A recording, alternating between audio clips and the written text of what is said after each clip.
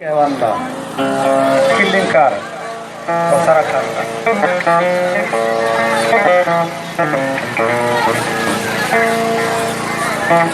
Negeti lawol daneyel, gande cilol, kame gurjuuma. Wajjoji ɗiɗi ketti kam nano. Boosoya, hok, e ɗiɗo koddiɗo. Sayyen ketti funnaade. Sayyen kama sayyen wuro moolo. Tulɓe baali, faanda yottaaka. Mi naattingo waalo.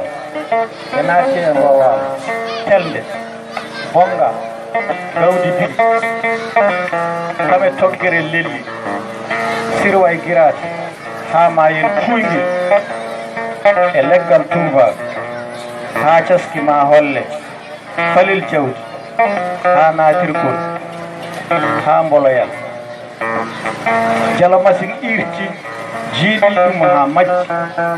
Ɗe inɗe fof nanɗo majje ngo waalo. Fulon ciiɓe, ceene e barkeeje, awoynaat e lobbudu bargal, tulan boora, murto kon toye poti, mi ari jiimgo e fori waalo. Ilam sayi nange jeejeeɗi, taƴii jeeri, jooki ɗum e waalo. Ko ɗo wiya tumbere men jiimgo, beenel karaaje, haale cilgal tuubal. Bokel Samba Gala jeegi reeni adinore. Bokel Samba Gala jeegi reeni waliyaaɓe. Lojole maresa kame jammel beeli, lowe mbitti boowel njaami, lowe mbitti haa boowel njaami. Wuro Sangre rewi heen ma foon sala heen, kañum e tufde jibi jaaji. Mbaɗɗa e siwonde haa weendu tisliin, Sinthiane Jakir haa Agris. Mi ari lugge sayboɓe goo wuro waliyaaɓe. Lugge sayboɓe wiyete lugge saybo, leegal jafa e leegal jaabi. Mbolo Kalifa kame Seyyel Huut e weendu hukkuunde, haare nday reeni nder saare.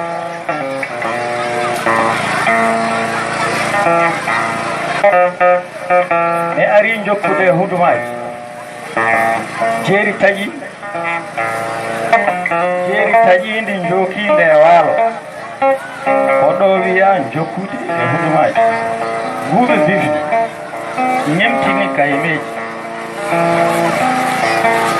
ñalaba gerle, jirki e sayeleeje.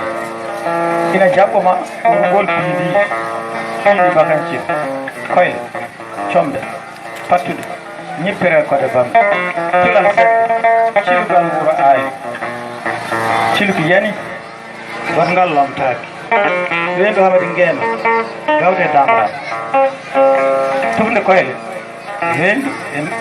tufde koyle e weendu berkeli. Koyle Ali Samba e jaaɓe nammaade. Tufde caski, koylel bojjeede. Na soyna lebaade e beelal gawduuri. Ngappuge e jeejeeɗi, mango e junnaade. Ngo wuro cosaan gila e satigeeɗe. Woro ndaw mbaalu, woro ndaw ñawmre, fulli ƴiwel aljol tartaaga, mongel liyeeji, mongel Amadou Penda, mongel liyeeji wuro Amadou Penda, mongel fulɓe jeeri, mongel yaalaaɓe.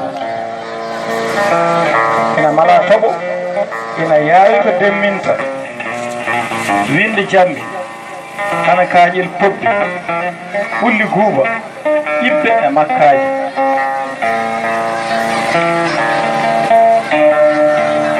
Tulɓe kallu, kame beelel fowru. Mi daro e Galeba Subu, mi huccita hirnaange. Wuro Hamadi Gulo, cuuron mboylaani. rumano yaalalɓe ngo hetti kam worgo dundu barode e dudil barode tokusel wendu cilweji kame cangel bonje mongel sambalana mongel wuro kala mongel fala na time barkeje sila mburu kame follere koobi barkeje towi ngaya deneri barkeje towi ngaya bolongaji mongel wuro marsi mongel wuro jeeri mongel siranaɓe mongel alalam hayre giyam nde duusi kam seeɗa